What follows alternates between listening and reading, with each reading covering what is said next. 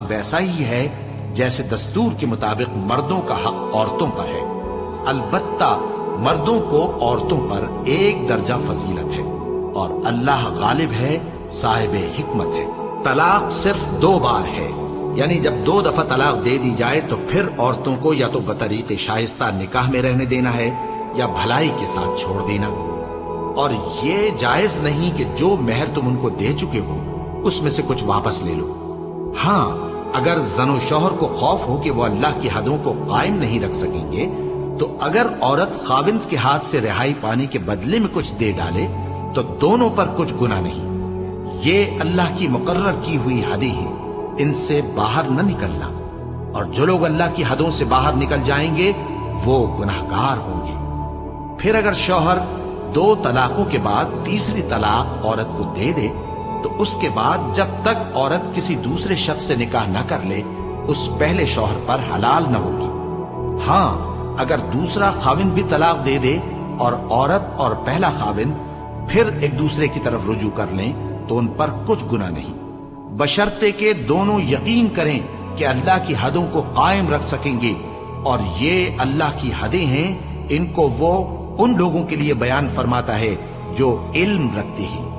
اور جب تم عورتوں کو 2 دفعہ طلاق دے چکو اور ان کی عدت پوری ہو جائے تو انہیں یا تو حسن سلوک سے نکاح میں رہنے دو یا بطریق شائستہ رخصت کر دو، اور اس نیت سے ان کو نکاح میں نہ رہنے دینا چاہیے کہ انہیں تکلیف دو اور ان پر زیادتی کرو، اور جو ایسا کرے گا وہ اپنا ہی نقصان کرے گا۔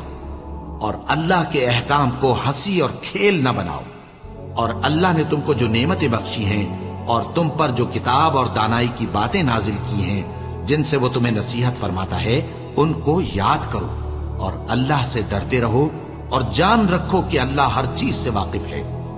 اور جب تم عورتوں کو طلاق دے چکو اور ان کی عدت پوری ہو جائے تو ان کو اپنے شوہروں کے ساتھ جب وہ آپس میں جائز طور پر راضی ہو جائیں نکاح کرنے سے مت روکو۔ اس حکم سے اس شخص کو نصیحت کی جاتی ہے جو تم میں اللہ اور روز آخر پر یقین رکھتا ہے، یہ تمہارے لیے نہایت خوب اور بہت پاکیزگی کی بات ہے، اور اللہ جانتا ہے اور تم نہیں جانتے۔ اور مائیں اپنے بچوں کو پورے 2 سال دودھ پلائیں، یہ حکم اس شخص کے لیے ہے جو پوری مدت تک دودھ پلوانا چاہے، اور دودھ پلانے والی ماؤں کا کھانا اور کپڑا دستور کے مطابق باپ کے ذمے ہوگا۔ کسی شخص کو اس کی طاقت سے زیادہ تکلیف نہیں دی جاتی، تو یاد رکھو کہ نہ تو ماں کو اس کے بچے کے سبب نقصان پہنچایا جائے اور نہ باپ کو اس کی اولاد کی وجہ سے نقصان پہنچایا جائے، اور اسی طرح نان و نفقہ بچے کے وارث کے ذمے ہے۔ اور اگر دونوں یعنی ماں باپ آپس کی رضامندی اور صلاح سے بچے کا دودھ چھڑانا چاہیں تو ان پر کچھ گناہ نہیں، اور اگر تم اپنی اولاد کو دودھ پلوانا چاہو تو تم پر کچھ گناہ نہیں، بشرطے کہ تم دودھ پلانے والیوں کو دستور کے مطابق ان کا حق جو تم نے دینا کیا تھا دے دو، اور اللہ سے ڈرتے رہو، اور جان رکھو کہ جو کچھ تم کرتے ہو اللہ اس کو دیکھ رہا ہے۔ اور جو لوگ تم میں سے مر جائیں اور عورتیں چھوڑ جائیں تو وہ عورتیں 4 مہینے اور 10 دن اپنے آپ کو روکے رہیں، اور جب یہ عدت پوری کر چکیں اور اپنے حق میں پسندیدہ کام یعنی نکاح کر لیں تو تم پر کچھ گناہ نہیں، اور اللہ تمہارے سب کاموں سے واقف ہے۔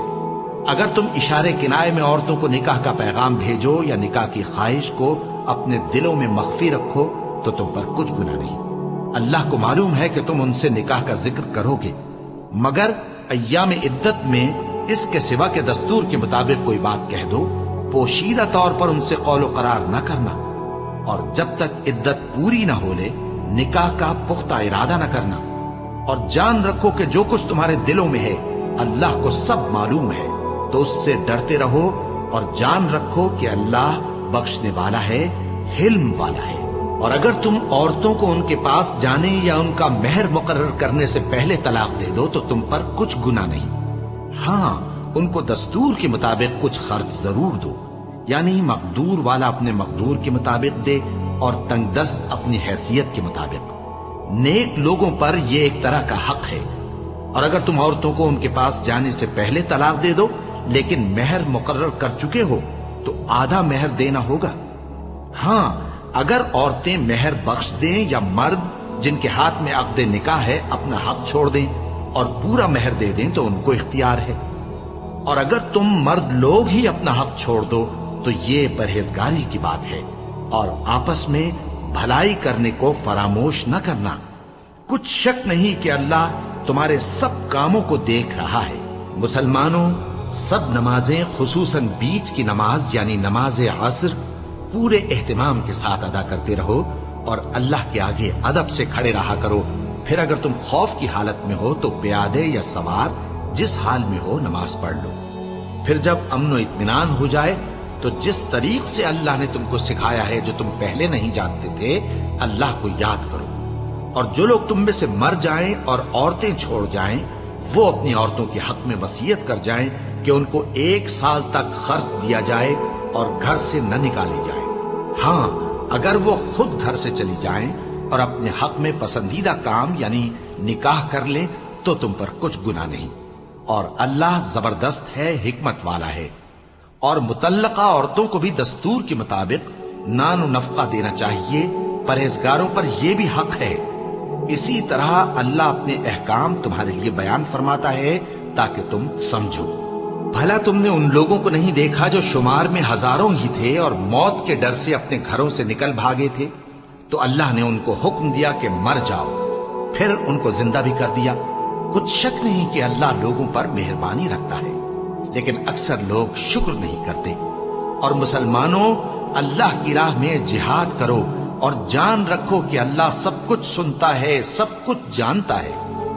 کون ہے کہ اللہ کو قرض حسنہ دے کہ وہ اس کے بدلے اس کو کئی گنا زیادہ دے گا، اور اللہ ہی روزی کو تنگ کرتا اور وہی اسے کشادہ کرتا ہے، اور تم اسی کی طرف لوٹ کر جاؤ گے۔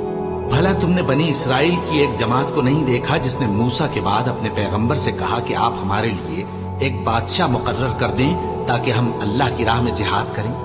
پیغمبر نے کہا کہ اگر تم کو جہاد کا حکم دیا جائے تو ایسا تو نہیں کہ لڑنے سے پہلو تہی کرو۔ وہ کہنے لگے کہ ہم اللہ کی راہ میں کیوں نہ لڑیں گے جبکہ ہم وطن سے خارج اور بال بچوں سے جدا کر دیے گئے۔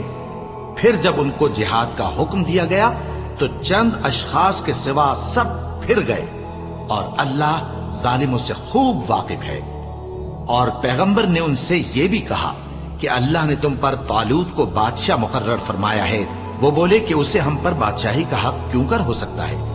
اس سے بڑھ کر بادشاہی کے مستحق تو ہم ہیں، اور اس کے پاس تو بہت سی دولت بھی نہیں۔ پیغمبر نے کہا کہ اللہ نے اس کو تم پر فضیلت دی ہے اور بادشاہی کے لیے منتخب فرمایا ہے۔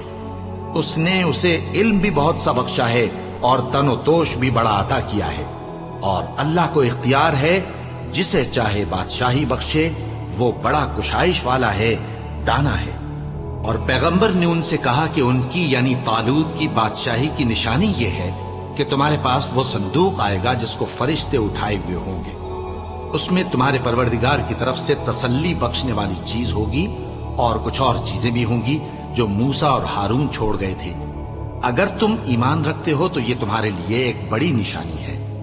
غرض جب طالوت فوجیں لے کر روانہ ہوا تو اس نے ان سے کہا کہ اللہ ایک نہر سے تمہاری آزمائش کرنے والا ہے، جو شخص اس میں سے پانی پی لے گا اس کی نسبت تصور کیا جائے گا کہ وہ میرا نہیں، اور جو نہ پیے گا وہ سمجھا جائے گا کہ میرا ہے۔ ہاں، اگر کوئی ہاتھ سے چلو بھر پانی لے لے تو خیر۔ جب وہ لوگ نہر پر پہنچے تو چند آدمیوں کے سوا سب نے پانی پی لیا۔ پھر جب طالوت اور مومن لوگ جو اس کے ساتھ تھے نہر کے پار ہو گئے تو کہنے لگے کہ آج ہم میں جالوت اور اس کے لشکر سے مقابلہ کرنے کی طاقت نہیں۔ جو لوگ یقین رکھتے تھے کہ ان کو اللہ کے روبرو حاضر ہونا ہے، وہ کہنے لگے کہ بسا اوقات تھوڑی سی جماعت نے اللہ کے حکم سے بڑی جماعت پر فتح حاصل کی ہے، اور اللہ ثابت قدم رہنے والوں کے ساتھ ہے۔ اور جب وہ لوگ جالوت اور اس کے لشکر کے مقابل میں آئے تو اللہ سے دعا کی کہ اے پروردگار، ہم پر صبر کے دہانے کھول دے اور ہمیں لڑائی میں ثابت قدم رکھ اور لشکر کفار پر فتح یاب کر۔ تو طالوت کی فوج نے اللہ کے حکم سے ان کو شکست دے دی، اور داؤد نے جالوت کو قتل کر ڈالا، اور اللہ نے ان کو بادشاہی اور دانائی بخشی اور جو کچھ چاہا سکھایا۔ اور اگر اللہ لوگوں کو ایک دوسرے پر چڑھائی اور حملہ کرنے سے نہ ہٹاتا رہتا تو کرۂ ارض تباہ ہو جاتا، لیکن اللہ اہل عالم پر بڑا مہربان ہے۔ یہ اللہ کی آیتیں ہیں جو ہم تم کو سچائی کے ساتھ پڑھ کر سناتے ہیں، اور اے محمد صلی اللہ علیہ وآلہ وسلم تم بلا شبہ پیغمبروں میں سے ہو۔